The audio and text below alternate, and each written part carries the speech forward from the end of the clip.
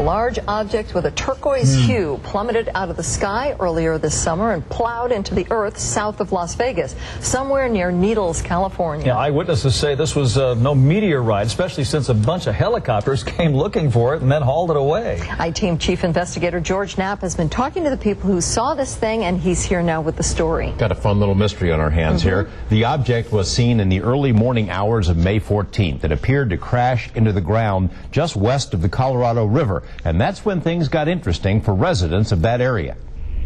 Somewhere in this rough terrain, just west of the Colorado River and south of Needles, is a point of impact, maybe some burn marks, created by something that fell from the sky. Frank Costigan saw it because he got up at 3 in the morning to let his cat out. A fiery object that flashed across the sky, but it wasn't a meteor, he says. Up in the sky, it's just bright. It was bright enough that it illuminated the ground. For 7 years, Costigan worked as the chief of airport security at LAX. He says the mystery object flew out of the northeast heading southwest, traveling very fast, but at one point it slowed down, then sped up again.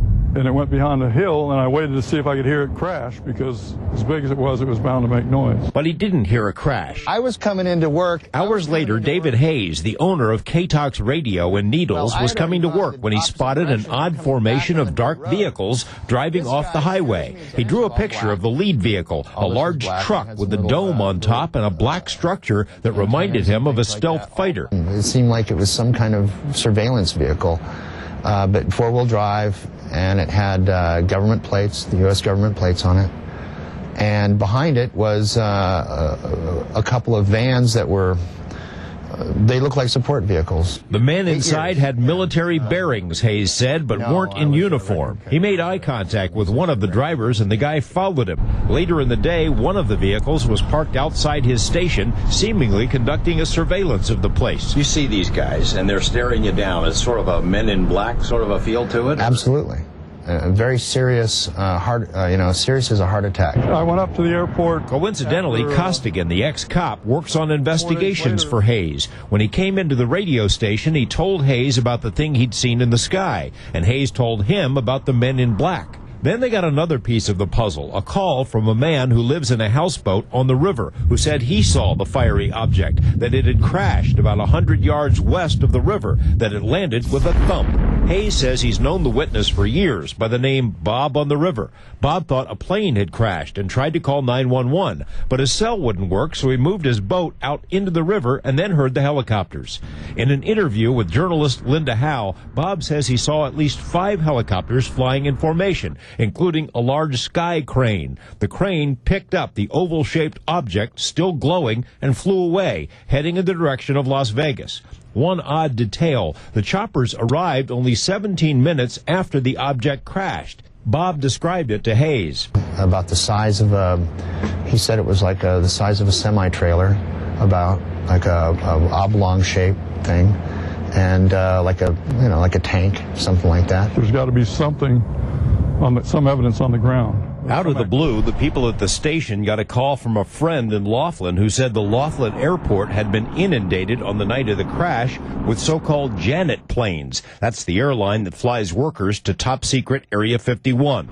Costigan says the airport could not confirm this because no one's on duty after 6 p.m. at night, not even in the tower. The black vehicles have left Needles. Bob, the houseboat guy, can't be found either. The fact that there were people here the next day, almost like a team, it seemed like, that they were doing either some sort of cleanup or whatever. The point is that something definitely happened. We phoned nearly every agency we could think of to see if they had received any report or knew anything, and not surprisingly, none of them seem to know anything. They're aware of it, they just don't have any specific information. Here's the list of those we called. Police agencies in 3 states. We called the Laughlin Airport, the National Weather Service, the FAA, several military bases, including Nellis. A military watchdog group found a public record showing there was at least 1 Army helicopter in that area at the time. That helicopter, oddly enough, is listed as being attached to a U.S. base in Europe. So, the question is, what the heck's it doing here? We're following Freedom of Information requests, and we're going to report back when we get some responses. We have some links on our website where you can learn more about this case, plus an oldie but goodie, a video report we aired about 8 years ago about another weird crash here in Nevada. We're just getting started on this thing. We've got some good links. I think we're going to get some answers on this thing, and we'll come back with more. Yeah. Be intriguing. Thank you, George. Thanks, George. Well, floodwaters are doing some pretty major damage in